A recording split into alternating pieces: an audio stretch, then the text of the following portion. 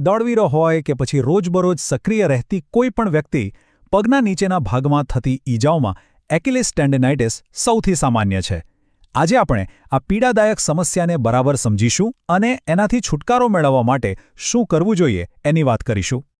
ક્યારે એવો અનુભવ થયો છે કે સવારે ઉઠતા જ કે થોડું ચાલ્યા પછી પગની એડીના બરાબર ઉપરના ભાગમાં એકદમ દુખાવો શરૂ થઈ જાય? જો જવાબ હા હોય તો આ સમજૂતી બરાબર ધ્યાનથી સાંભળવા જેવી છે, કારણ કે આ સામાન્ય રીતે એકિલિસ ટેન્ડિનાઇટિસનો પહેલો સંકેત હોય છે. તો ચલો જરા ઊંડા ઉતરીને જોઈએ કે આ સમસ્યા શરૂ ક્યાંથી થાય છે. આ બધી જ વાત આપણા શરીરના એક ખૂબ જ મહત્વના ભાગ એટલે કે એકિલિસ ટેન્ડન સાથે જોડાયેલી છે. જરા કલ્પના કરો કે આપણા શરીરમાં એક શક્તિશાળી સ્પ્રિંગ લાગેલી છે. બસ એ જ છે એકિલિસ ટેન્ડન. આપણે જ્યારે પણ ચાલીએ, દોડીએ કે કૂદીએ ત્યારે આ જ ટેન્ડન આપણને આગળ વધવાની તાકાત આપે છે. એ આપણી પિંડીના સ્નાયુઓની બધી જ શક્તિને એડી સુધી પહોંચાડે છે, જેનાથી આપણે ગતિ પકડી શકીએ છીએ. તો પછી સવાલ એ થાય કે આટલા મજબૂત સ્નાયુબંધમાં તકલીફ કઈ રીતે શરૂ થાય છે? ચાલો એ સંકેતોને ઓળખીએ જે આપણું શરીર આપણને આપવાની કોશિશ કરે છે. જુઓ, આ સમસ્યા કોઈ એક દિવસમાં નથી થતી. એ ધીમે ધીમે વધે છે. શરૂઆતમાં તો બસ થોડો દુખાવો કે જકડન જેવું લાગે, ખાસ કરીને સવારના સમયે. પણ જો એને અવગણવામાં આવે તો કસરત પછી દુખાવો વધી જાય છે અને પછી તો સીડી ચડવા જેવી રોજની ક્રિયાઓ પણ અઘરી લાગવા માંડે છે. હવે આ બહુ જ રસપ્રદ વાત છે. દુખાવો ક્યાં થાય છે એના પરથી ઘણું બધું જાણી શકાય છે. જો દુખાવો એડીથી થોડો ઉપર ટેન્ડનના વચ્ચેના ભાગમાં થતો હોય તો એને મિડ પોર્શન કહેવાય છે. આવું મોટે ભાગે જે લોકો વધુ સક્રિય હોય એમને થાય છે. અને જો દુખાવો બરાબર ત્યાં જ થતો હોય જ્યાં ટેન્ડન એડીના હાડકા સાથે જોડાય છે તો એને ઇન્સર્શનલ કહેવાય છે. અને આ તો કોઈ પણ વ્યક્તિને થઈ શકે છે. આપણે લક્ષણો અને પ્રકારો તો જાણ્યા, પણ મૂળ સવાલ તો એ જ છે કે આ બધું થાય છે શા માટે? ચાલો એના મૂળ કારણો પર એક નજર નાખીએ. આ કોઈ એક ભૂલનું પરિણામ નથી, પણ સમજો કે ઘણી બધી નાની નાની વાતો ભેગી થાય છે. જેમ કે અચાનક કસરત વધારી દેવી, પિંડીના સ્નાયુઓનું એકદમ ટાઈટ હોવું, ઘસાઈ ગયેલા જૂતા પહેરવા અથવા તો સપાટ પગ જેવી શારીરિક રચના. આ બધું ભેગું મળીને ટેન્ડન પર દબાણ વધારે છે અને ધીમે ધીમે એને નુકસાન પહોંચાડે છે. પણ સારી વાત એ છે કે આ સમસ્યામાંથી બહાર નીકળવા માટે એક ચોક્કસ રસ્તો છે. તો હવે એ જોઈએ કે આપણે આ પીડાને દૂર કરવા અને ફરીથી મજબૂત બનવા માટે શું કરી શકીએ છીએ. ચાલો આ એક્શન પ્લાન પર નજર કરીએ. જેવો દુખાવો શરૂ થાય, સૌથી પહેલું અને સૌથી જરૂરી પગલું છે આરામ. દોડવા જેવી પ્રવૃત્તિઓ તરત જ બંધ કરી દો. સોજો ઓછો કરવા માટે બરફનો શેક કરો. અને હા, સૌથી અગત્યનું, ફિઝિયોથેરાપિસ્ટની સલાહ લઈને કસરત શરૂ કરો.